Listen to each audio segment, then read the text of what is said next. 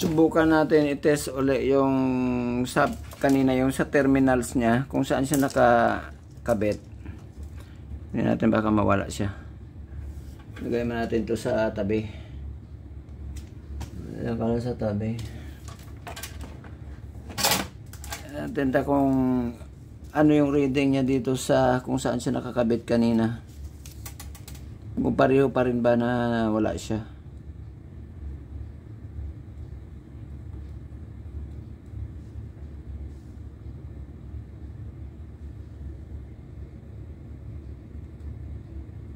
Ito yun siya kanina. Hindi makita, no?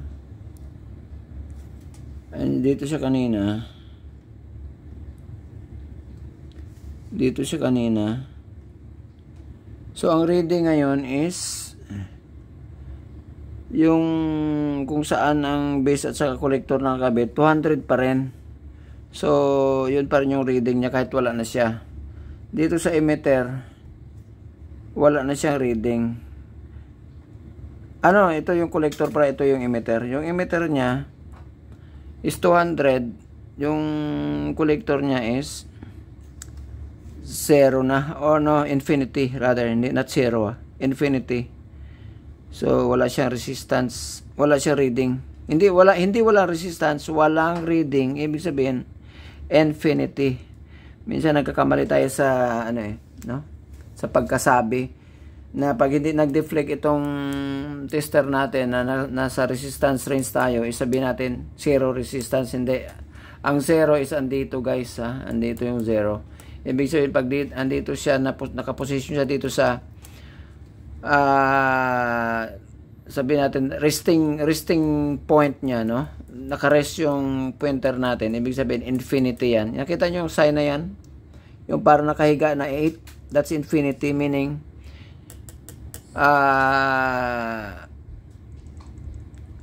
infinite yung resistance, no? That's why infinity, no? Infinite ang resistance. So, itong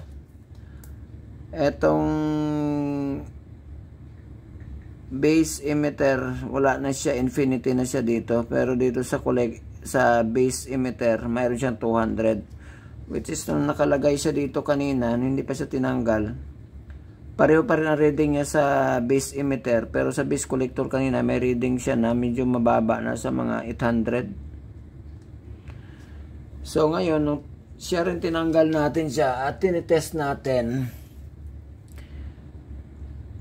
super, wala siyang reading. Hindi kasi siya masyado matamaan ng tester, pero maganda nito siguro idikit. Ano ba? Hindi siya matamaan eh. Palitan natin tong test probe natin ng mas sharp na na tip. Kasi hindi masyadong sharp ito. Gamitin natin ito sa digital. Okay. Tingnan natin kung matamaan natin yung mga maliliit na paa niya.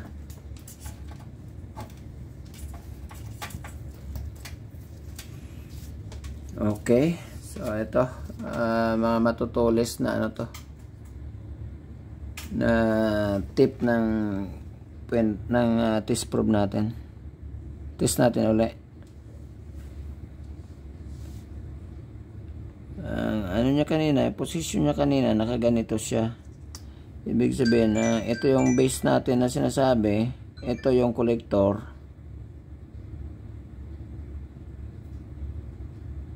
Wala siya talagang reading guys. Then base emitter, wala rin siya reading. So,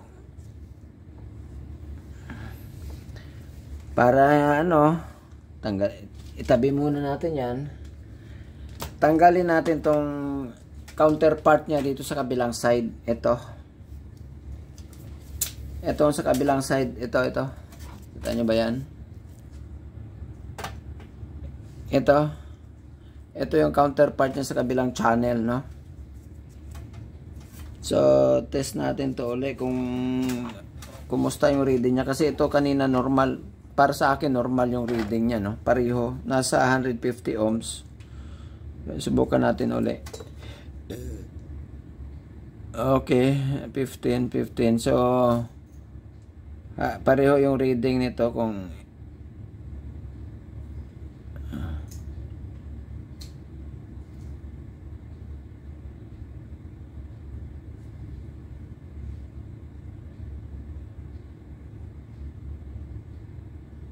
okay.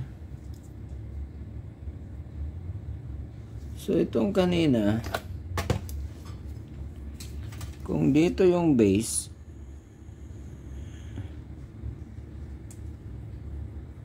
wala siya reading. So, anyway, subukan natin ulit. Duda talaga ako nito. Wala. Ulit-ulit tayo dito, guys. Hindi ako sigurado kasi hindi matamaan eh.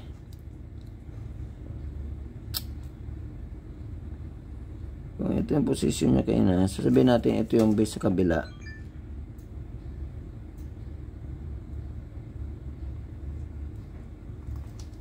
Hindi man lang mahawakan ng isa nating kamay. Kaya natin isang probe ng tester para pang ipit. Sana yun siya.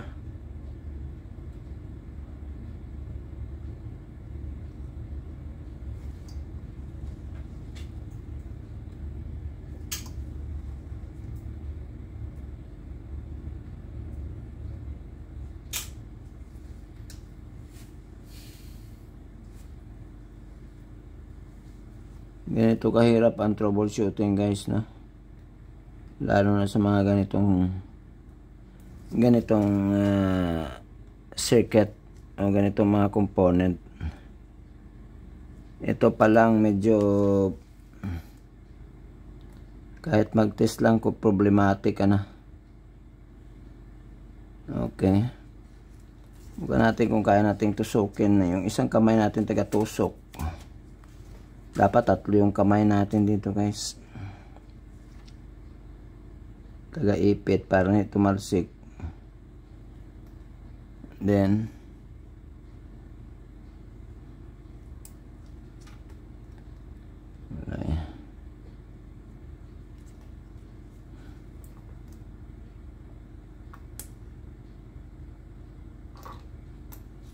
ay nako.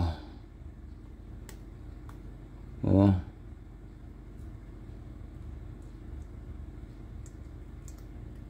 Talagang challenge to, guys.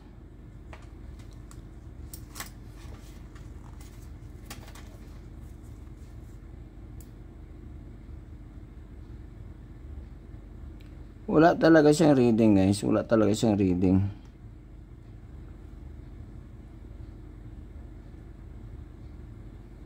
Wala siyang reading talaga. Okay, ito. Itabi muna natin siya. Tanggalin natin itong isa.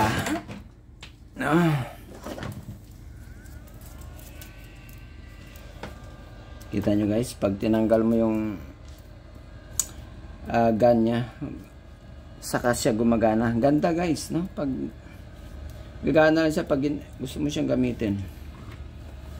I like this. So, tanggalin natin tong isa. Ito.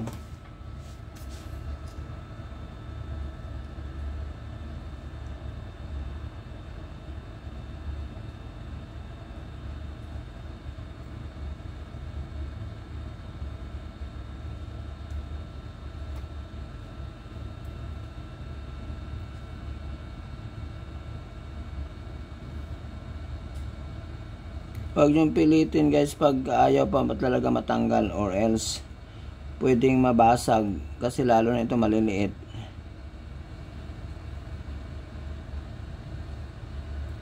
Yan. No? Okay. Palamigin nyo muna. Kasi minsan pag mainit pa yung ano ba, yan, transistor, no? Umiiba yung characteristic niya. Pag tumaas yung temperature niya, no? Body temperature niya. So, dapat bumalik siya muna sa normal temperature. Okay. Like sa mga 25 degrees centigrade temperature. Okay. Dapat palamigin natin sandali. Paypay natin.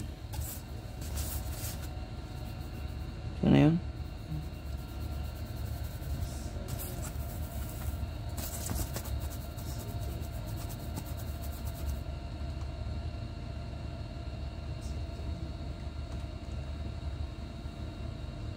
Dito sa medyo malayo. Ayan.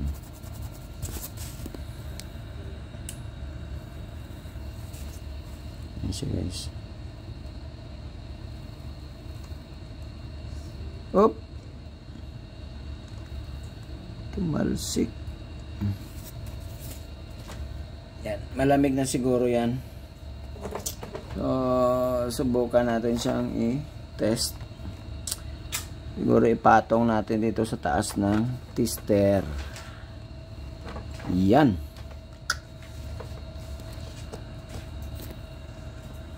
Kita nyo ba siya guys? Yan. Kita nyo ba yan? Yan, yan. So test natin.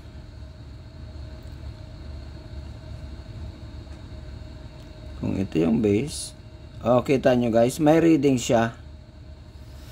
May reading siya. Yan.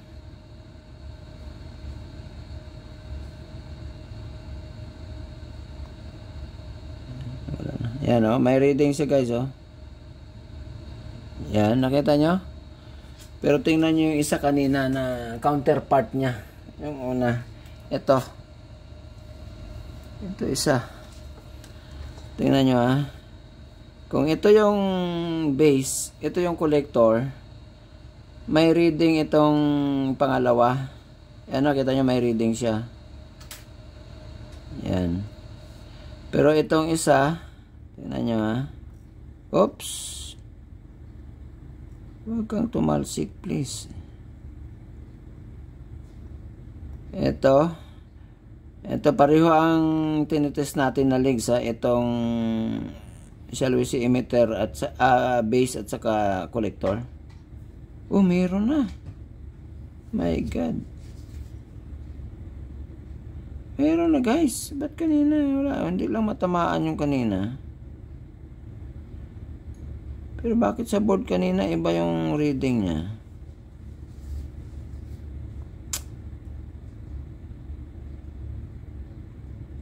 Mayroon siya guys.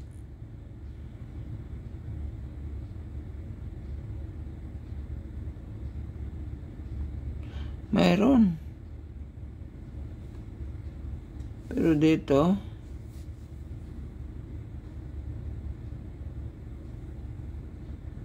wala. Ito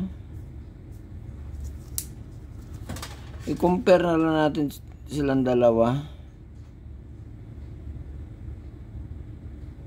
So ito talaga ang base. Ito yung base dito, ito yung base. Yan, may reading siya kasi, yan, may reading siya. Yan. Dito rin may reading din siya. Kumbaga ito collector base. Yan. So ito ring isa.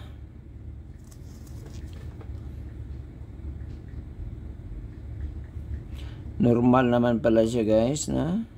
Hindi lang siguro natamaan kanina. Hindi lang natin matamaan masyado yung mga tinitest natin ng mga legs kaya walang reading. Pero ngayon meron siya. Okay naman siya guys.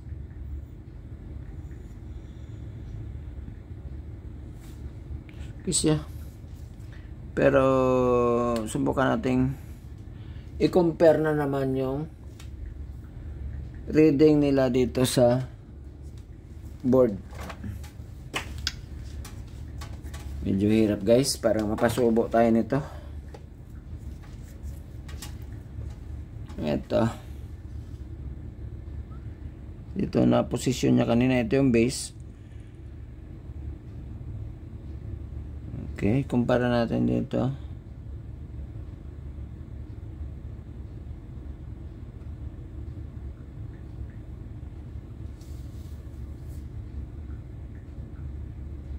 Ito yung base.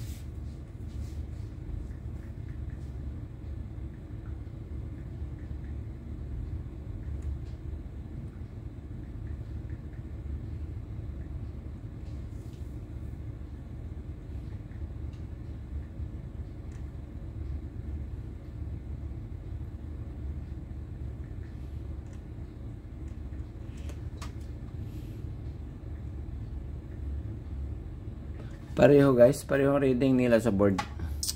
Kanina siguro hindi lang natin matamaan yun, kaya hanap pa tayo ng iba. So ibalik muna natin to sila pa bago sila mawala, bago sila magtalsikan. Ibalik muna natin to para hindi mawala.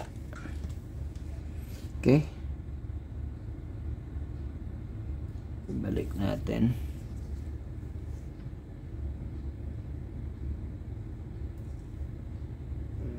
Position kanina ganyan. Ganyan ang position guys. Yan.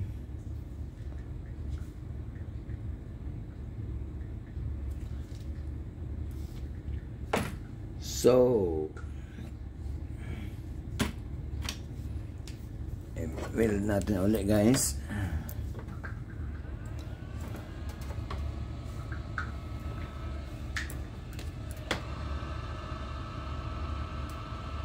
Dapat ipatong nyo doon sa sentro talaga kung saan yun siya tinanggal.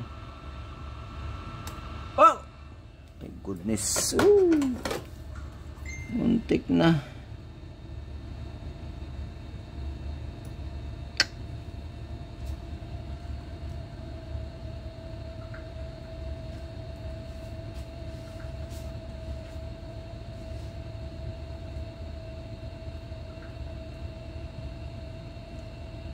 Dapat maayos natin to guys, sayang to.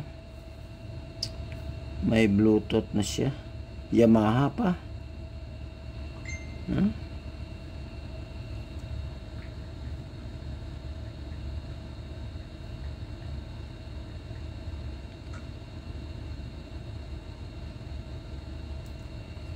Okay. Anong ibang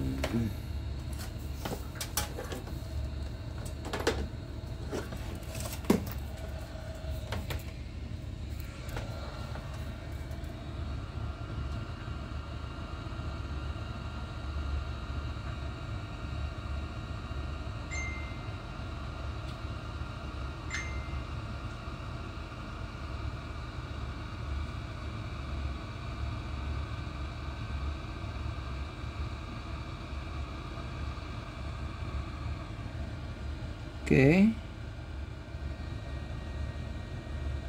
Medyo tabingi pero wala.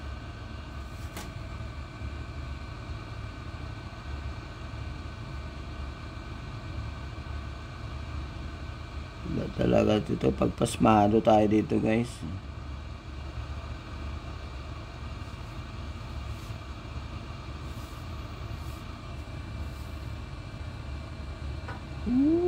Kamay. Yung problema yung pagkatapos natin maligo tayo, no? Pasmado talaga yung kamay natin. Yung pag pag nag CR tayo, pag naligo tayo tapos maliligo tayo kagad. Sino pang reference mo, Papang Man? Si Sak, si Jisa, isa pa.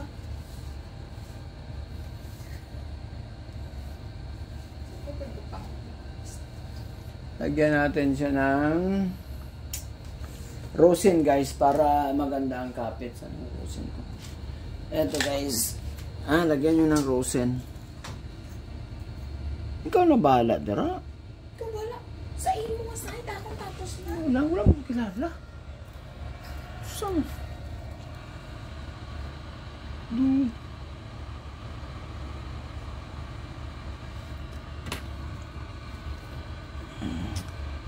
Itong rosin guys para mas dumikit ng yung natin yung contact. Okay.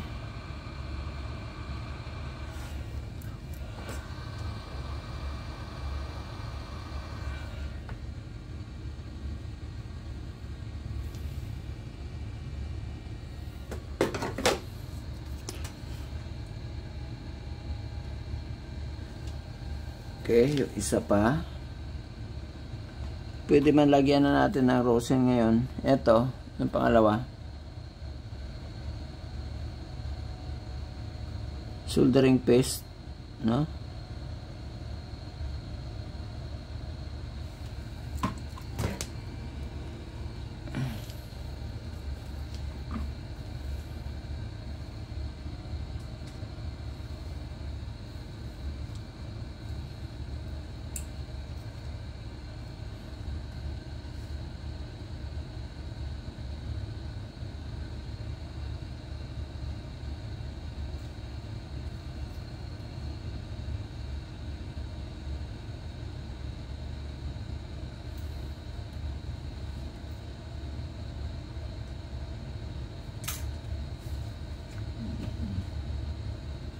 Okay, yan na yung plaster niya, yung position niya.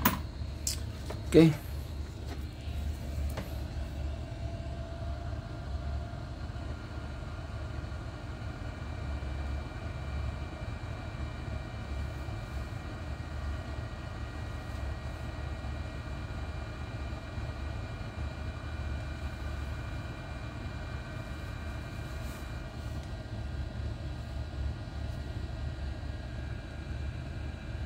Okay, kadikit na. Ayan guys.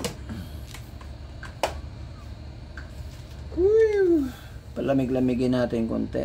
Then, hanap tayo ng ibang trouble. So, matagal-tagal na itong video natin guys. So, siguro ika-cut na muna natin to. Pinakita ko lang sa inyo paano natin umpisahan yung trouble shooting at saka ano yung mga hinahanap natin na trouble, no? Again, ang trouble niya is nagpa-power on siya just seconds, then back to standby. Now, tinanggal natin, ano yung ginawa natin? Tinanggal natin muna, dinetach natin yung mga power amplifier. Yan yung pinaka ano kasi technique, no? Na tanggalin muna natin power amplifier para siguradong hindi sila, wala siyang ano, walang contribution sa trouble yung mga power amplifier, power transistor. So okay naman siya, wala siyang problema kasi chinek natin goods naman lahat itong mga power transistor niya, no? Yan, mga goods naman lahat yan. This base, this collector, this emitter, then ito ganun din, yan, ganun din, ito ganun din, ito ganun din,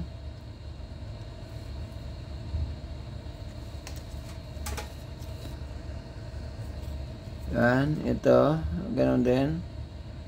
So i-high range natin sa 100K. Base emitter collector usually nag short circuit pag sira to, so wala naman siya so far good. Yung mga power transistor guys, napakataas ng resistance yan between collector and emitter, so wala, no? Gamitan natin ng ating digital, pareho lang yan. Subukan natin kung magbabase sa digital natin.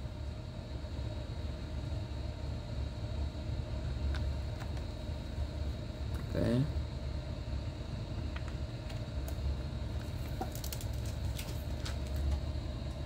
Okay, digital tester natin. Naka-range tayo sa buzzer range or sa diode range, continuity range.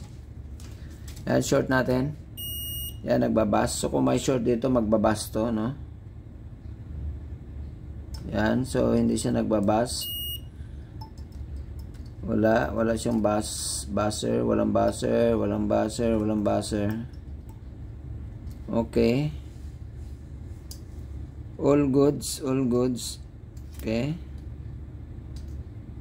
High resistance lahat, walang buzzer. Okay. So, walang problema sa power transistor.